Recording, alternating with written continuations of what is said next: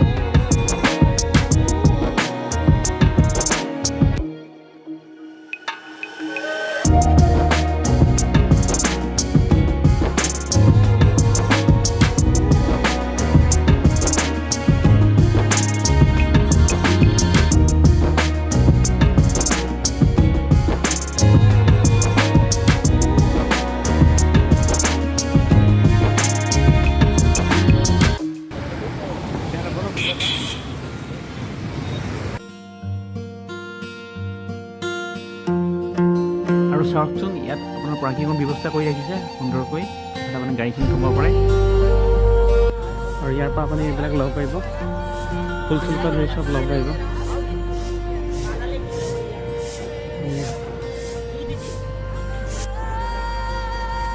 এইটো চব আৰু এই মন্দিৰটোৰ ইয়াত কোৱা মতে আপোনাৰ মাৰাঠী ৰজা শিৱাজী তেওঁ যুগৰে হয়। ঠিক আছে, এতিয়া বলক ভিতৰৰ ফালে গৈ চাওঁ। আৰু এইটো চব ইমান ওপৰত আছে, বাপৰে বাপ বহুত ওপৰত। আমি খোজকাঢ়ি যাব লাগিব, কমেও আপোনাৰ 150 ষ্টেপৰ ওপৰত আছে নেকি। অঁ, ইয়াতো এটা মন্দিৰ আছে, টেম্পল ইয়াতো আছে, এইটো টেম্পল আছে। আমি বাকী ওপৰত যাব লাগিব, ঠিক ওপৰত আছে ধুনীয়া টেম্পল। বলক চেণ্ডেলো খুলি লওঁ ধুনীয়াকৈ। এইটো গণপতিজী মন্দিৰ।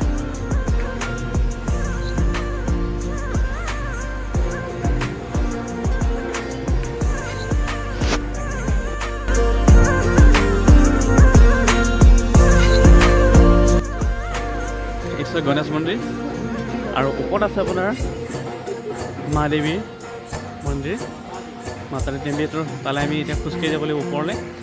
ষ্টেপ দেখিছেনে? ষ্টেপ আৰু অলৰেডি আমি 30-40 ষ্টেপ বগালোঁ। আপোনাৰ কমেও 150 ষ্টেপ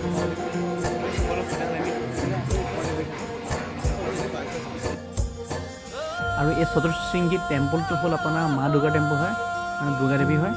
তো ঠিক আছে, বোলো ওপৰলৈ গৈ থাকোঁ আমি।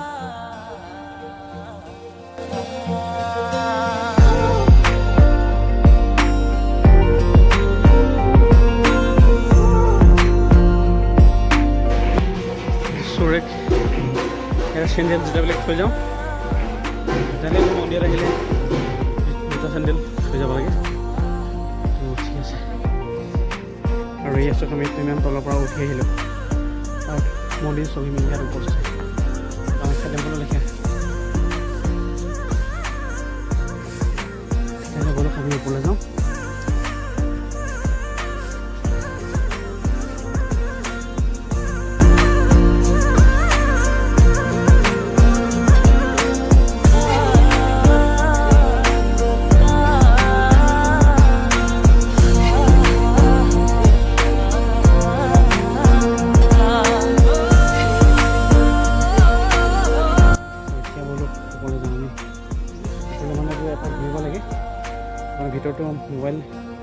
একচুৱেলি ভিডিঅ'গ্ৰাফী এলাও নহয়, তো আমি চাইডে চাইডে দেখাইছোঁ।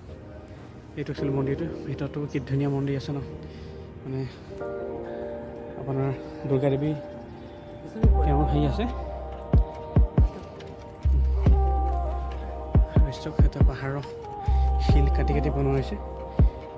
এইটো আপোনাৰ মাৰাঠাৰ ৰজা শিৱাজী টাইমতে এইটো বনোৱা বুলি কৈছে। কি সুন্দৰ ভিতৰখিনি, বহুত ভিতৰখিনি দেখা পালে মই ধুনীয়া আছিলে, কিন্তু দেখাব নোৱাৰোঁ। আপুনি দুখিত পাই দি দিলোঁ শিৱৰ মন্দিৰটো আছে ওপৰত, সৰু সৰু মন্দিৰ আছে। লাডু প্ৰসাদ, লাডু মানে ঠিক আছে, 30 টকা লৈছে। এটা লৈ আমি তললৈ গৈ আছোঁ, বলক এতিয়া তললৈ যাওঁ। মন্দিৰৰ বাহিৰত ধুনীয়াকৈ আপোনাৰ চকীটিকে লগাই দিয়া আছে, ইয়াত আহি ধুনীয়াকৈ বহিব পাৰিব। কি সুন্দৰ এটা জেগা, মানে ঠাণ্ডা জেগা পাহাৰৰ ওপৰত।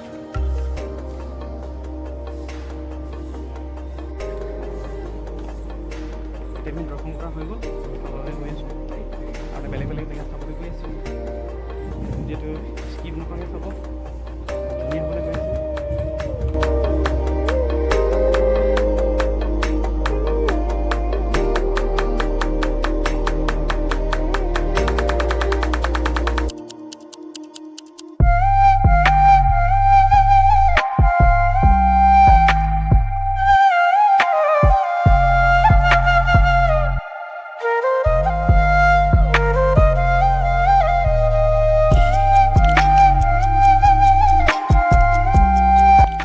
মন্দিৰটো ভাল লাগিলে, কিন্তু দুৰ্ভাগ্যবশতঃ কি ক'ব, আপোনালোকক মই দেখাব নোৱাৰিলোঁ, যিহেতুকে আপোনাৰ তাত ভিতৰত কেমেৰা, মোবাইল ফোন এলাও নাই। আৰু আমি এতিয়া গৈ আছোঁ আপোনাৰ শ্ৰীমান জগদীশ হালৱাই গণপতি মন্দিৰ, তাত গৈ আছোঁ। তো ভিডিঅ'টো চাই থাকিব ধুনীয়াকৈ। ইয়াত চাওক, আমি পালোঁ জগদীশ হালৱাই গণপতি মন্দিৰ। আৰু জানেনে আপোনাৰ এইটো জগদীশ হালৱাই গণপতি মন্দিৰটো কিয় হ'ল, নামটো কিয় হ'ল? একচুৱেলি নামটো হোৱাৰ এটা কাৰণ আছে। মানে পোনপ্ৰথমে পুনেত গণপতি বাবা কাকা হালৱাই নামৰ ব্যক্তিজনে এই ঠাইত স্থাপন কৰিছে। সেইকাৰণে এই মন্দিৰটোৰ নাম হ'ল শ্ৰীমান জগদীশ হালৱাই গণপতি টেম্পল। চব ভক্তখন চব কিমান ভক্তখন আহিছে ন, এয়া চব।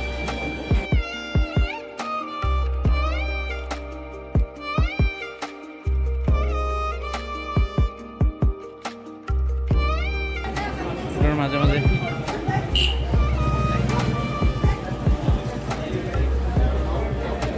গেট নম্বৰ 3 দি এনেকৈ সোমাব লাগিব।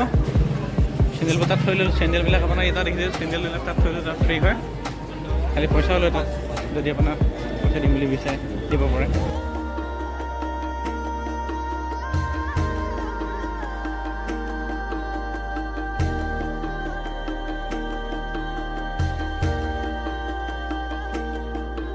আপোনাৰ কেমেৰা এলাও নাই, কি আছিলে জেগাত চব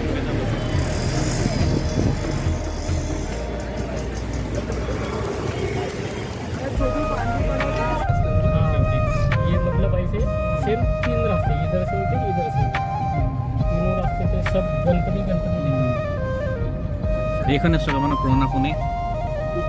আপোনাৰ এইটো ৰাস্তাটোৰ নাম হ'ল লক্ষ্মী ৰোড। আৰু ইয়াতে আপোনাৰ গণপতি কাৰোবাৰ যদি গণপতি সময়ত পূজাৰ সময়ত আপোনাৰ ইয়াত বুলি হয়, মানে সাংঘাতিক ভিৰ হয়।